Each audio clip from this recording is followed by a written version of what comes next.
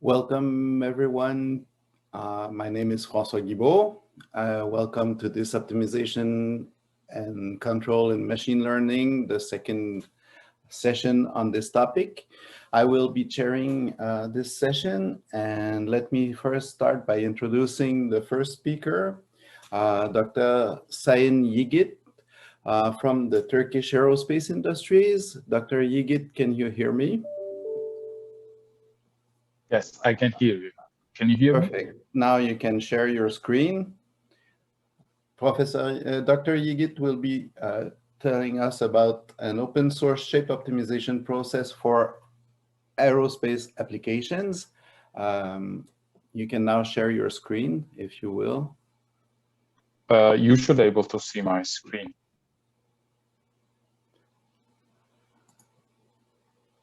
Actually, personally, I don't see your screen.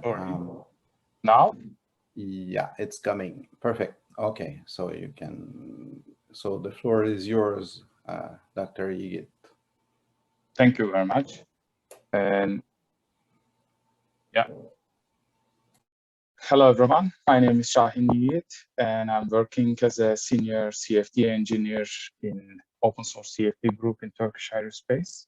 And I'm going to present our study today titled as an open source shape optimization process for aerospace applications. This study directed by my colleagues from Turkish Aerospace and our advisor, Professor Mehmet Şahin from Istanbul Technical University. So there are 5 main parts in my presentation. I will briefly talk about motivation of our study, and I will introduce that application that we focus for this study. And then I will talk about the open source optimization framework that we designed for this study. And we'll conclude my presentation with some results and the conclusion. So the shape optimization is a vital problem for aerospace industry in order to design more efficient air vehicles and for their components such as propeller. However, it's a quite expensive process with experimental way. Therefore, numerical-based shape optimizations has been used in the industry. For this reason, the main objective of this study is to design a CFD-based open source shape optimization framework. So for this study, we actually focus that like generic small drone, 15-inch small drone propeller that you see in the picture, and you can see the properties in the table. You can find this propeller on the internet easily. And actually, we are able to test these drones by our in-house experimental setup. And we did some analysis with different rotor angular velocity for their thrust, measuring the thrust. Actually, you can use this experimental setup for also analyzing the coaxial rotors as well. So we directed some experimental analysis for our propeller. And also we directed some CFD modeling. You can see the geometric view and the dimensions are here. In the CFD model, we are only focusing on the single blade of the propeller. And we try to use only the open source engineering tools to model. And here we use for modeling the rotating flow of the propeller, we use single rotating frame methodology, SRF. And we are using, as you can see from here, the SRF simple form, and all the numerical implementations are here. And you can see the boundary conditions on the right bottom corner picture. And we did some validation of the CFD results with our experimental results, and you see the experimental conditions here. Actually, for the CFD, you can see our mesh configuration here.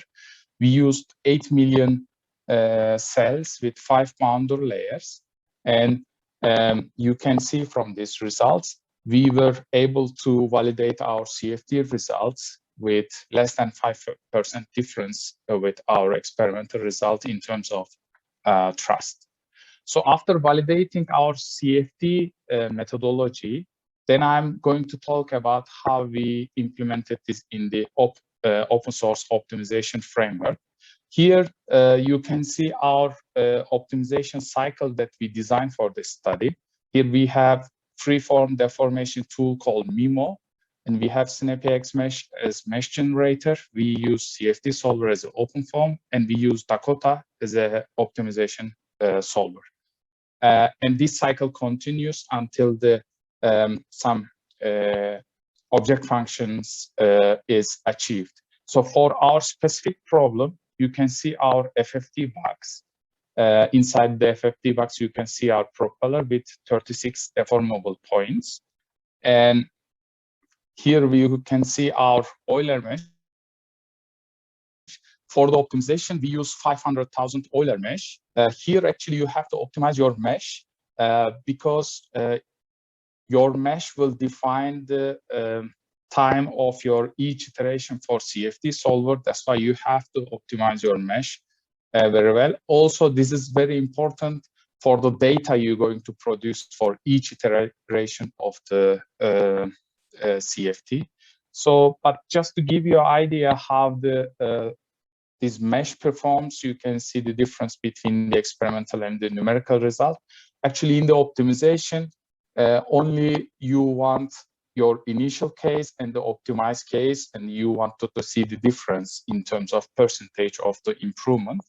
And we use the SRF simple form to evaluate the thrust and the torque coefficients for this simulation. And we run the simulations until the 1000th iteration. And we use Dakota to maximize the figure of merit of this propeller in order to maximize the performance or hover performance of this propeller. And I will talk about how the Dakota does the optimization, since we use as a optimization solver Dakota. So to maximize your object function, you have to search your goal, whether you wanted to do global optimization, local optimization, or you have multi-objective optimization. And then you have to decide which methods you need to use. And here we have gradient-free, gradient-based, and surrogate-based models. Actually, the problem type can be characterized by linearity or non-linearity of the objective and the constraint functions. And for the gradient-based optimizations, their performance is quite efficient for the smooth and continuous variables, and they converge quite fast, but there is no guarantee that they're going to find the global minimum in the domain. So that's why you need a gradient-free base optimization. Their convergence slower, but they can achieve the global minimum in the domain. And the Dakota provides a hybrid method. Actually, using the in hybrid method, the goal is to use strength of the different optimization methods as sequential minimization process.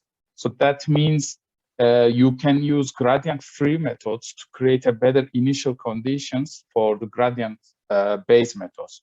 Here, Dakota suggests genetic algorithm for the gradient-free method, and you can use Gauss-Newton solvers for the gradient-based optimization. So this is the schematic of the genetic algorithm website, and I would like to share a simple example for you how to show how the genetic algorithm works. Actually, it creates a random population based on their height. For example, for this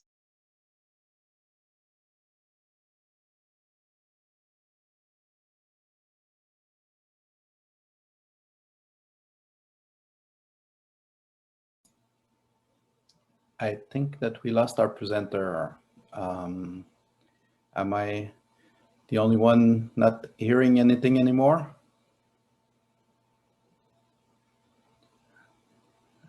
Dr. Yigit, are you still with us?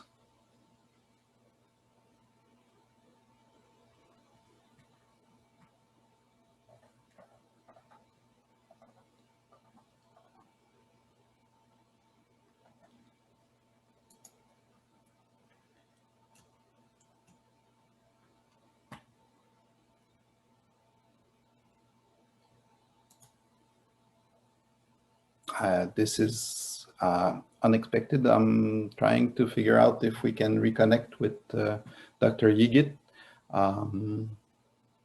Okay, it seems that we are back. You need to unmute yourself, Dr. Yigit, to continue.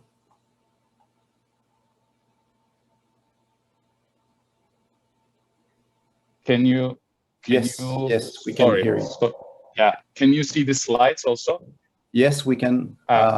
Maybe you should move back at least one slide, because I think we missed something on your, this Here. one we got.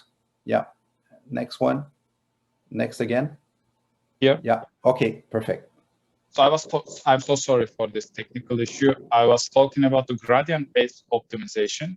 Dakota uses like Gauss-Newton method, which is similar to Newtonian method to find the local minimum points in the function.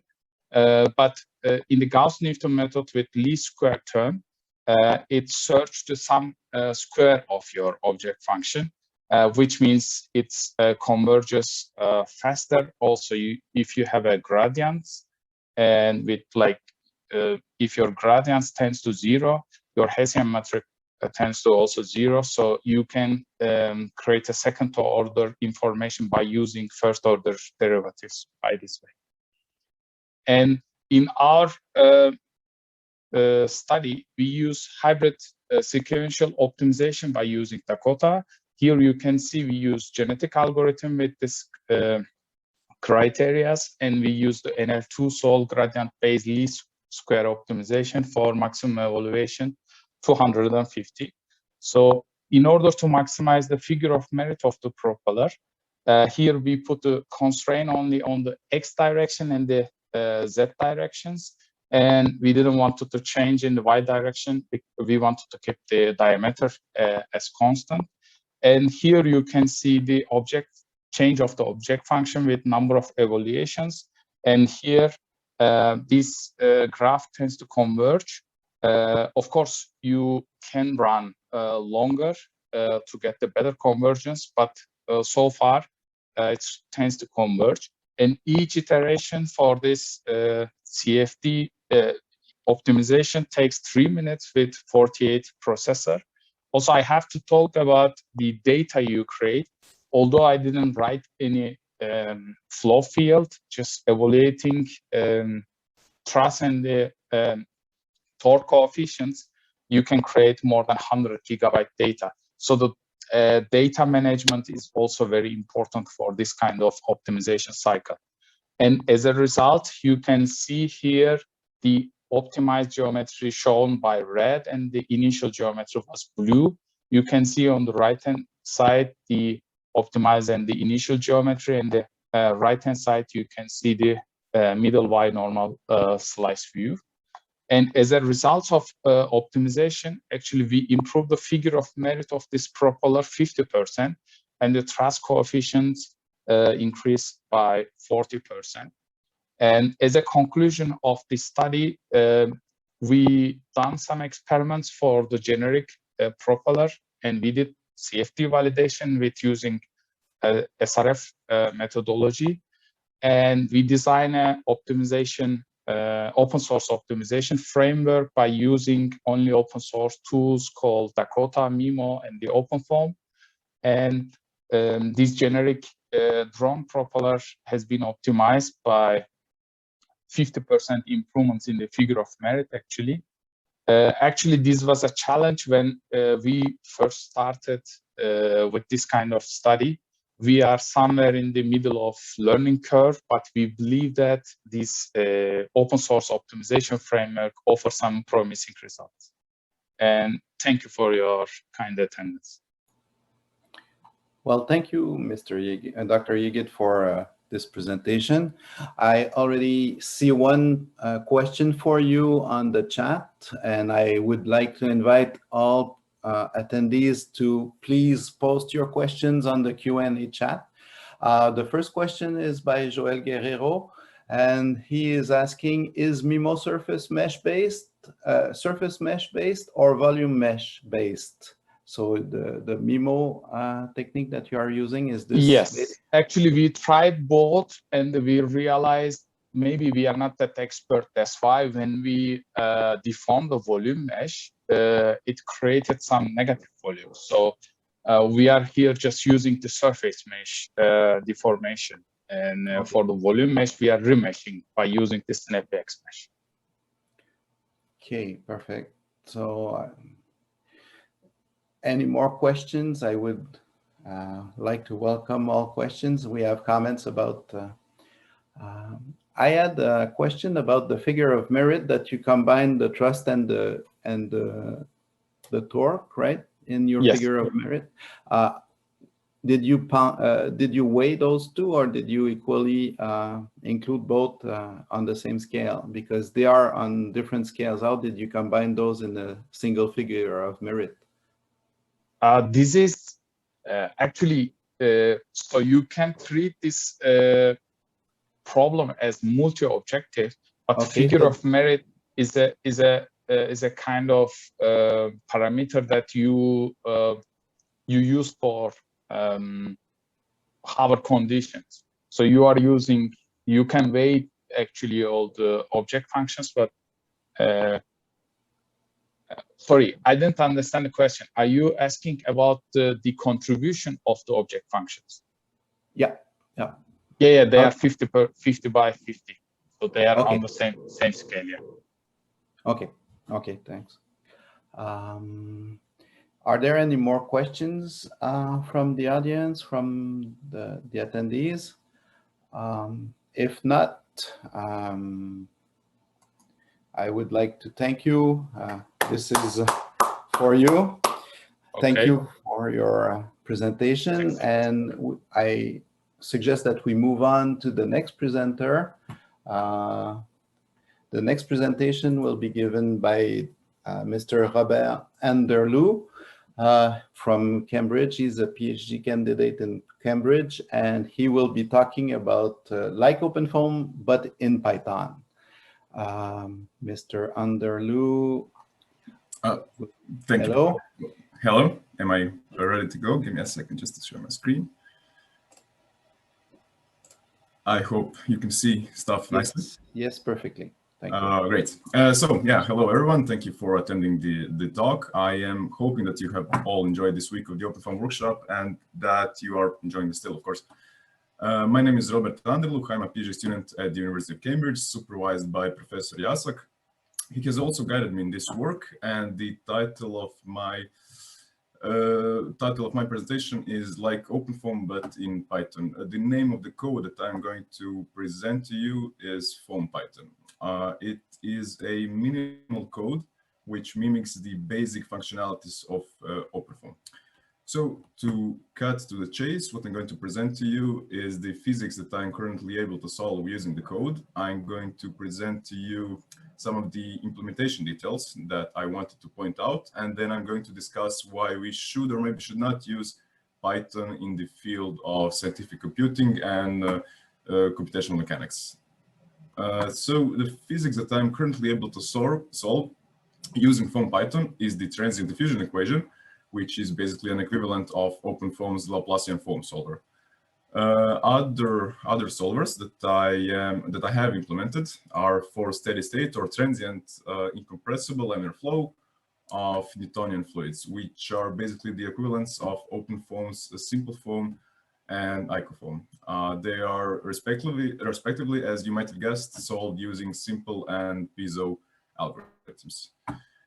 So to mention some of the implementation details of the code, it is heavily object-oriented, which hopefully sounds familiar if you have experience with OpenFOAM, which I'm guessing that most of you do as attendees at this conference. This allows for the usual object-oriented programming benefits, which are abstraction, maintainability, and so on. I have tried to mimic the way that the top-level code is done in solvers in OpenFOAM. So basically, it mimics the way it's done in OpenFOAM and kind of in my code. It mimics the partial differential equations that are being solved. And I have more or less, I would say, achieved that goal, which you can see underneath with maybe a bit less elegance, perhaps, than OpenFOAM, but the main idea is still there. So of the basic OpenFOAM classes which are still present, we have FVMesh, where the mesh data is stored. I have the fields class hierarchy, so stuff like scalar, vector, tensor, and so on. I have an FV matrix class, which also uses the FVC and FVM namespaces for explicit and implicit contributions to the matrix. Similar as with OpenFOAM, the boundary conditions are not a class by themselves, but they are handled within the other classes, such as field and FV matrix. Time is handled using existing Python functionalities because there was simply no need to implement anything new specifically for my code. Runtime selection is made possible in a simple manner because Python is an interpreted language as compared to C++, which is of course compiled. So this enables us to get around any need for a lot of complex code and complex wrappers basically used to interact with the rest of the operating system. It's quite simple to read in strings, which are actually inputs, which direct the solver and make the solver point to the appropriate model. For example, using the upwind difference scheme for the convection term, or the central difference scheme for the convection term. And it's very simply done using simple string evaluation. So so regarding matrix storage, the matrix is stored same as with OpenFOAM in the compressed arrow format. So we have the lower diagonal and upper A matrix coefficients and a separate array of right-hand side contributions. And so far I have implemented arguably the simplest linear algebra solvers, Gauss, Seidel, and Jacobi. Regarding how the inputs are handled, they are handled at least spiritually similar to OpenFOAM. However, as Python is again an interpreted language, it's much simpler to actually include the inputs into your code without any need for additional classes and functions to handle communication with the rest of the operating system. So you can basically use Python syntax for writing and reading input files. So underneath you see an example of a boundary definition for the velocity field in a lead-driven cavity case, and hopefully you can see similarities with OpenFOAM. Regarding how the meshes are read in, I made it in a way that it is possible to reuse existing OpenFOAM meshes. The code reads in the constant/polymesh folder with all of its files, and basically because of that, the same as with OpenFOAM, it can handle any geometry consisting of arbitrary polyhedra. So regarding outputs, the way that the outputs are written is compatible with the OpenFOAM format, which basically means that it is compatible with ParaView for ease of use, and you kind of see an example of an output file underneath. Here are some examples of the results that I can get with my code. These are some pretty standard test cases that I have run using my code, and I have also been using simple cases like this to debug the code and compare its outputs to OpenFOAM. To come to discussion on why we should or should not use Python as opposed to C++ or maybe Fortran, basically there is a reason why C++ is the main language used in the computational community, and that is speed. In basic form, Python can be orders of magnitude slower when used for scientific computing, but it still does hold some advantages, which are readability, or to put it differently, it's easier to learn, and it's easier and probably faster to actually use and write code with it. There is a plethora of available modules, which definitely make some daily tasks easier when compared to C++. Memory management, for example, which is a quite important consideration in the context of scientific computing and computational mechanics, definitely is handled in a much simpler manner because of Python's passing by assignment as opposed to passing by value or by reference in C++. There is simply no need for any pointer arithmetic. So let's say that we want to use Python. What are the options to actually speed it up? One of the options, as with most other modern programming languages, is parallel computing, of course. Some of the other options are just-in-time compilers, efficient usage of modules such as NumPy, Cython, etc. And I'm going to comment on the latter two because those are the two that I actually used in my code. So first one of those is NumPy. So it is an external Python module which is meant to be used for efficient array operations. But unfortunately, there is a but here. Although NumPy and some other Python modules have some support for efficient solving of linear systems of equations, they are not really directly compatible with the format of matrices that are used in continuum mechanics, so basically sparse matrices. It can still offer us some efficiency improvements in parts of our codes, but only if the operation or algorithm is in an appropriate format. What this basically means is that the biggest constraint here, that instead of using for loops, loops in general, as in C++ or Python, we should do operations over whole arrays at once using NumPy's existing functionalities. And you see an example of that at the bottom of the slide. Also, just to add to this, the reason why NumPy can even be so efficient is because it's basically a bunch of C code in a Python wrapper, which enables us to couple it to the rest of our Python code while still preserving its efficiency. So now we get to Cython, which is also an external library, which gives us an option to precompile Python code and assign types to variables. Why is this important? Well, I would say that probably the biggest reason why Python is so much slower than C++ is the fact that, of course, it's interpreted. It isn't precompiled, so it has to be compiled at runtime. But I wouldn't say I would say that that's probably not the main issue. I would say that the main issue is the fact that it is a weakly typed code, which means that it has to do type checking during runtime, which definitely negatively affects the performance, computationally speaking. But Cython enables us to at least somewhat get around that issue and make our Python code faster. For example, benchmarks with this foam Python code show a speed up of approximately 2.5 times. And underneath, at the bottom of the slide, you see an example of how Cython is used. Before using some variable that you want to declare a type for and consequently speed up your code, before the variable occurs in your code, you have to simply define the type of the variable, which is to be used in that segment of the code. So it basically can only be a couple of lines to bring a reasonably good speed up. So finally, to put all of this into context, this is a simple benchmark I have used. It's quite useless on its own, but it's simply a somewhat reasonable test of performance efficiency.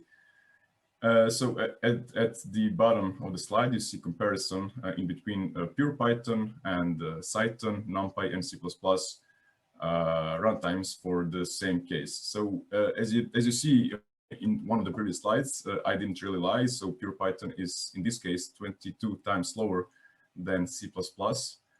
Cython is somewhat faster than pure Python, and NumPy is actually almost basically as fast as pure, just plain old C++. So to wrap it up and conclude my points. So what I've made is foam Python, which is an equivalent of OpenFOAM implemented in Python.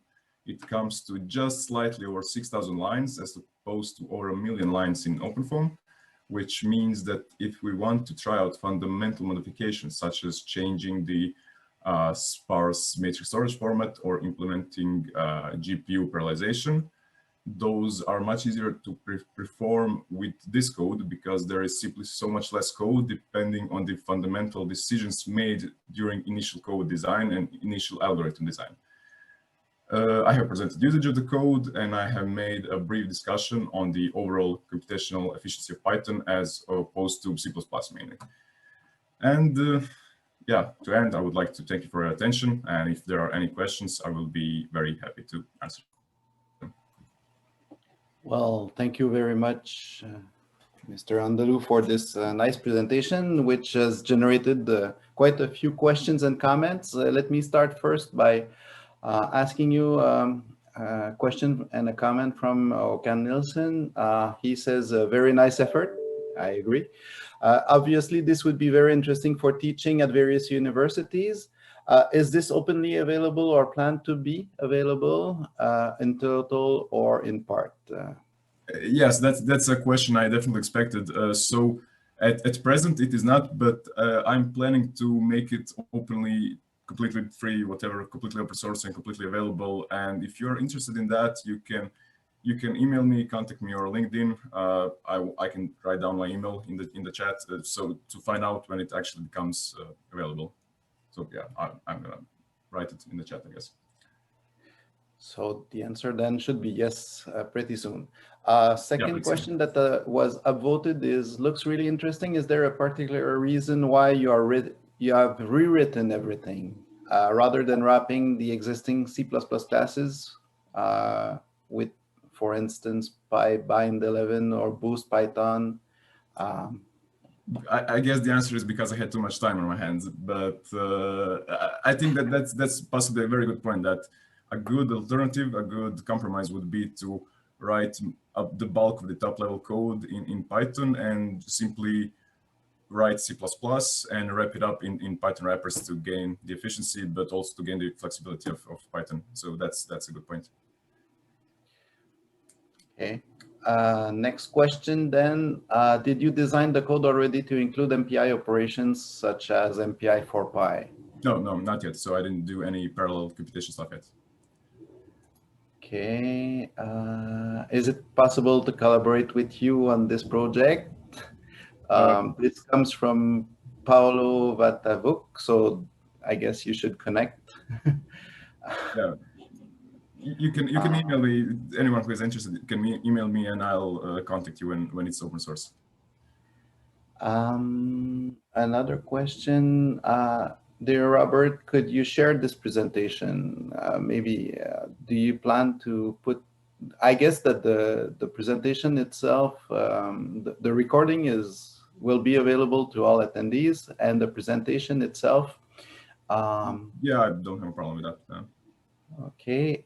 Did you use Python for speed up? Excuse me? I'm not aware of Python. That's Pythran. No, I'm afraid I haven't tried that. No. Do you compute cell centers and volumes in Python? If so, did you get around writing for loops or just NumPy array operations? That's a good question. I am calculating all of that in Python, and I try to do as much NumPy as I can, algorithmically speaking, but in some cases you simply have to do simple for loops, especially with unstructured meshes. It's very often hard to use NumPy to speed it up. Okay. Couple of more comments and questions here. Nice work. I guess 1 million plus lines of C++ is for the entire OpenFOAM package. Of course it is. How many lines would you estimate it to be if you should do a direct comparison between the two? Sorry, hard to say. I never wrote an equivalent. I'm guessing that there's a lot of code included in simple input and output operations. In OpenFOAM, I've never written that, so it's hard for me to answer that. Mr. Cyril Bonamy provided an extra pointer to Python. It's a ahead of time compiler for a subset of the Python language, and it's focused on scientific computing. Right. Just now, another comment that was made by André Venner. There have been already efforts to create Python bindings. Are you aware of Python flu? Apparently, it did not. I don't. I'm not. That's another one that you. Okay. Just a comment. It could be also interesting to look at performance improvement using Numba, the JIT compiler. Thanks for your talk and efforts. Congratulations.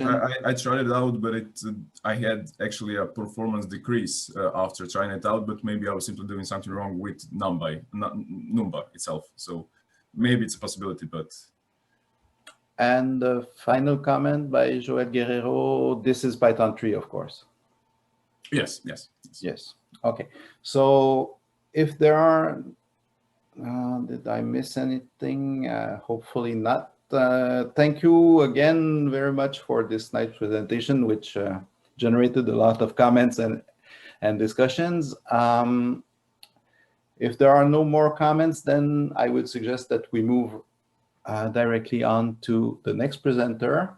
The third presentation in this session will be given by Dr. Nicholas Kyriakis, and I think it's pre-recorded, so we will present now his video, but Dr. Kyriakis is available to answer questions.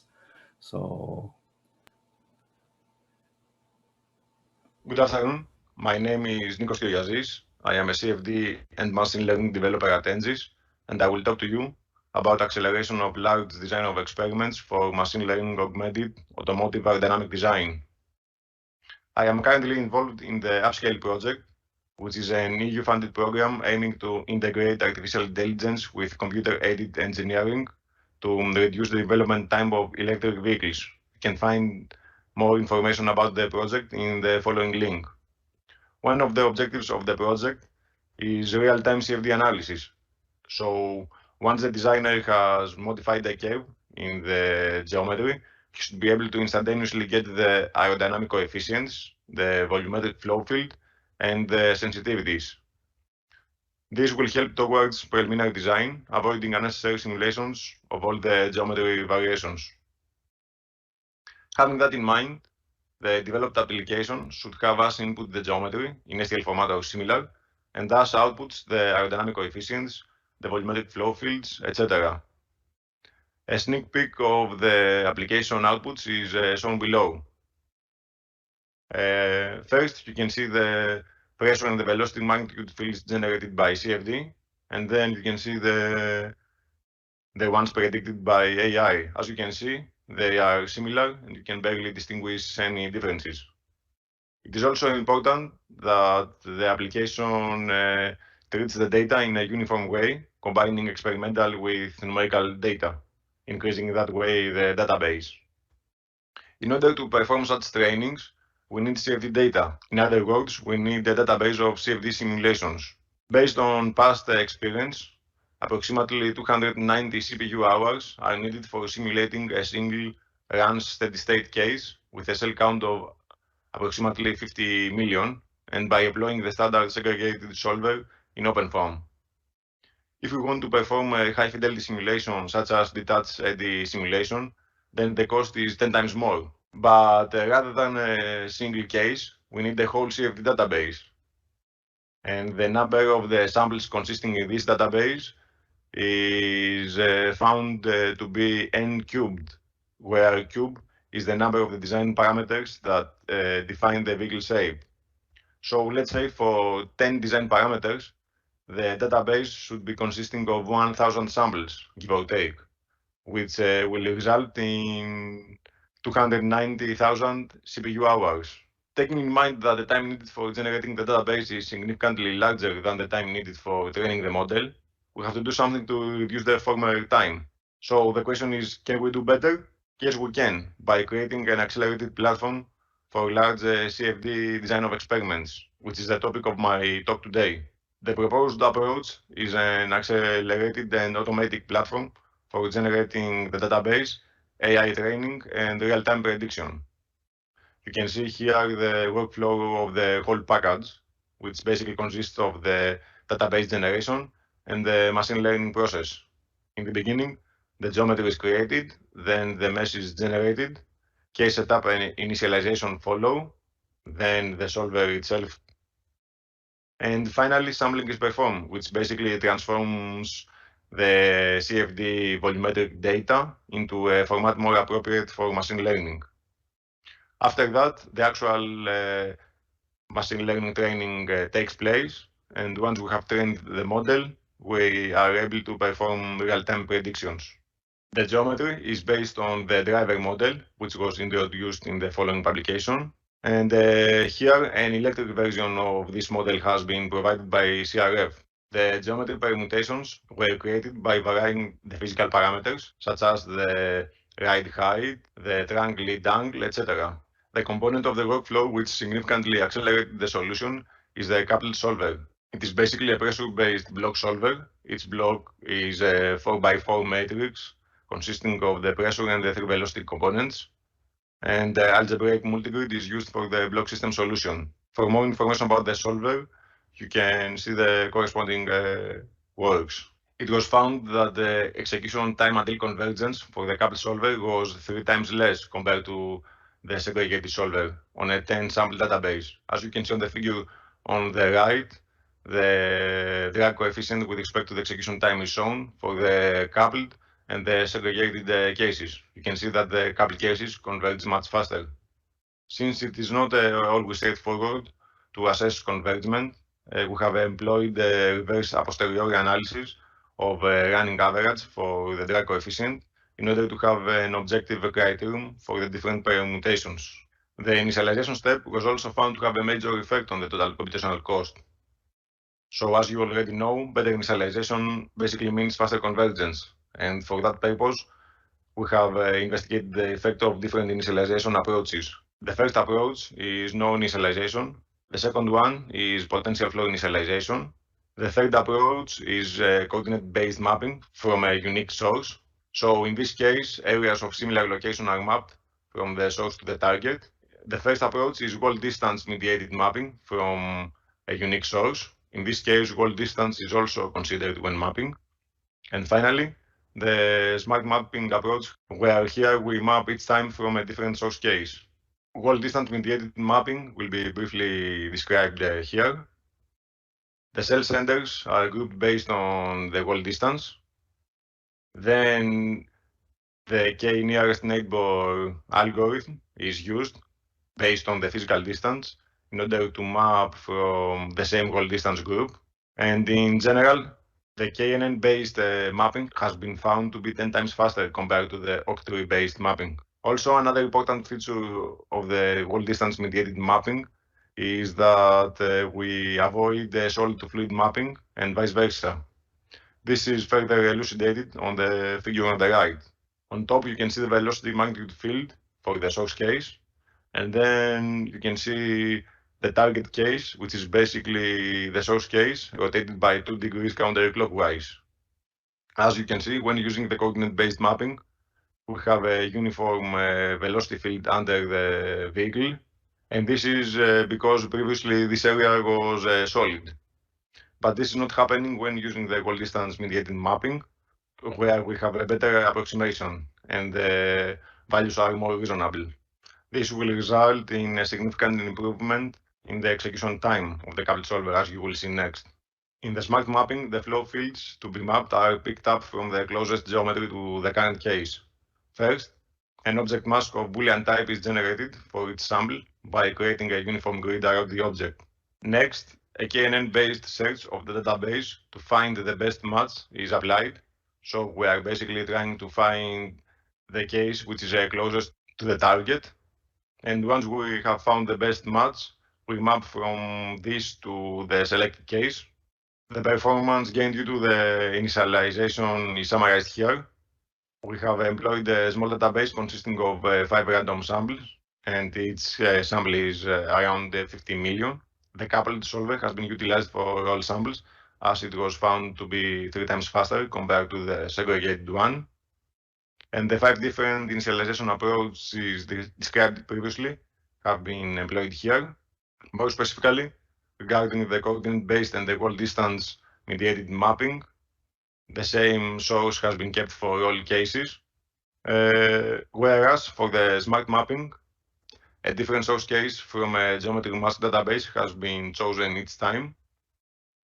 And the geometry mask database consists of 45 samples, and it was created before running the small database of 5 cases.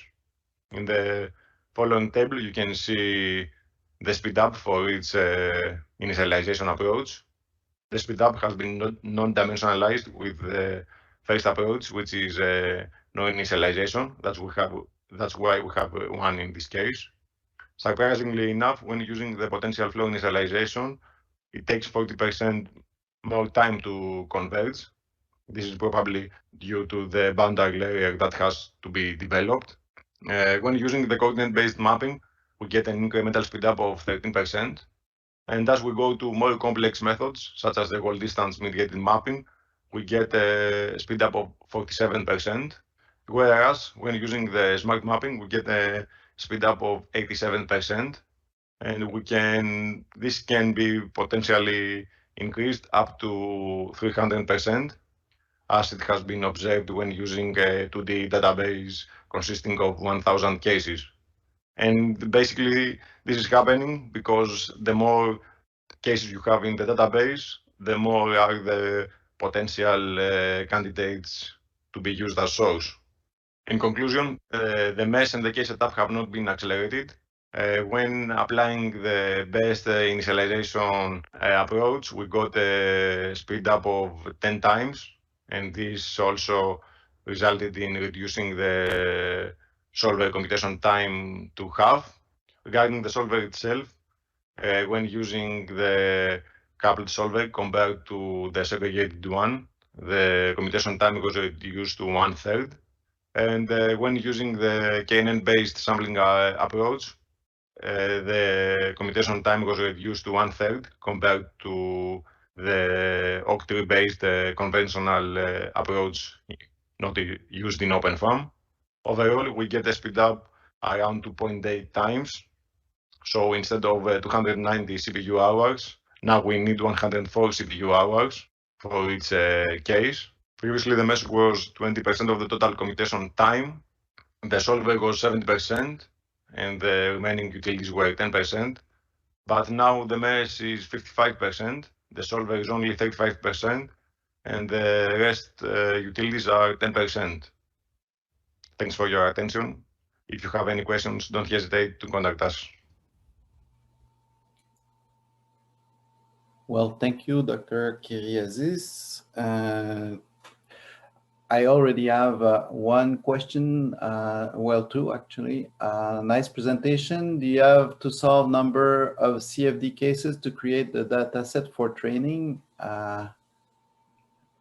Yes, I'm afraid that you have to do it. You cannot do it otherwise. You have to solve the actual CFD cases. So let's say 1,000 or depending on your database.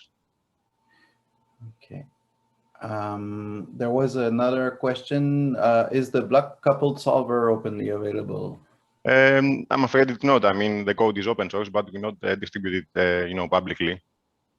It's through Angus. Yeah, it's through Angus. There's a license. Okay.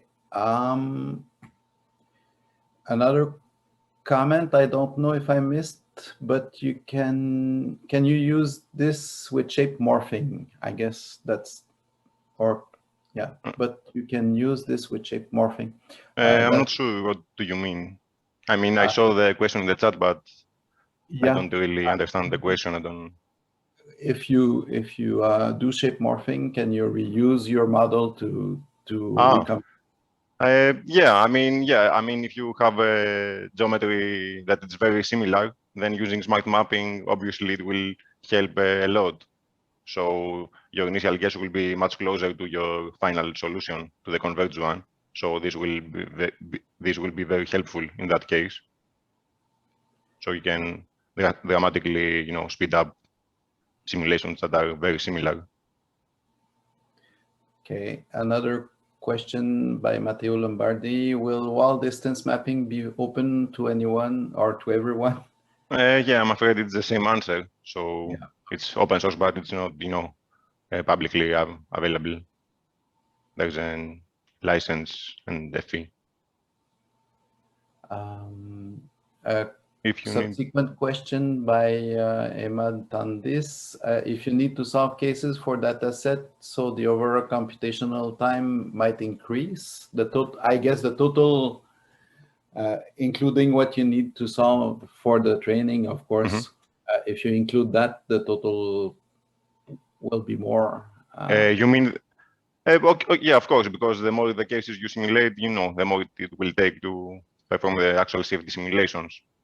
But I guess this will, first of all, this will help in the initialization if you use the smart mapping, because the more candidates, it will be more possible that one of them will be much closer to the next case. So maybe you will find a better match, and in that case, your solution will converge faster. And in terms of the training, of course, it will take more time, but again, it will be more accurate because you will have a larger database with more samples, so it will be more accurate to predict the flow field in terms of the machine learning training. Another question by Per Adamson. Could the AI be combined with an adjoint for faster learning? Yeah, we haven't thought that much about it. It's a good point. Possibly yes, but we haven't done something so far on that aspect. I have personally a question regarding the size of the model. You did not mention really what type of ML model you were using and how you sample your data. Can you give us a hint of what is behind the ML model? You mean the architecture of the model? Yeah. The model is basically like a unit type. Okay. So you basically, for the flow prediction. So basically you sample your CFD solution on a fixed grid? The grid is different because, it's a permutation, its geometry is slightly different. Yeah, so the grid is different. When you sample it, the grid is fixed, exactly. It's a structured box. So the grid is fixed, exactly. Okay, and what's the size of the sampling grid that you're using? I have experimented with different resolutions. Now, the highest that we can get is maybe 512 times 256 times 256, because the machine learning algorithm has been implemented in a parallel way in multiple GPU and multiple GPU nodes. So we can perform, let's say, very large sampling.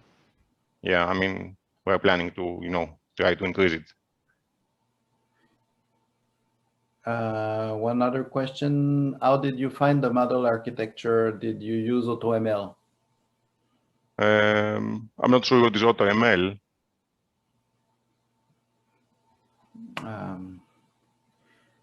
Well, you mentioned that you were using a unit type of exactly. for the model, so I guess that somewhat answers this question. I'm not sure. It's in machine learning, it's a common architecture for, let's say, segmentation and things like that. And the predicting flow fields kind of similar, predicting the volumetric flow fields. So that's a good thing. But there are several publications online on that work, on that aspect. I mean, there are, I guess, a lot of works trying to predict the flow field. Nowadays, it's becoming very famous. Okay.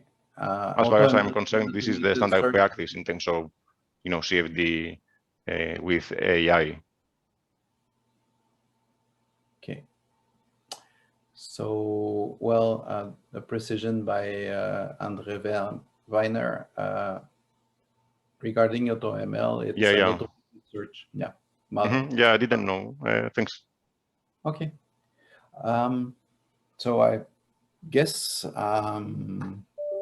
well, as far as I can tell, there are no more questions. Thank you all for those nice presentations. I guess that if there are no more questions for any of the presenters, then this will close this optimization and machine learning and control session. Thank you all for your participation, both in this session and in the conference. And hopefully we will see each other in person pretty soon. So thank you all. And this ends the presentation and the session.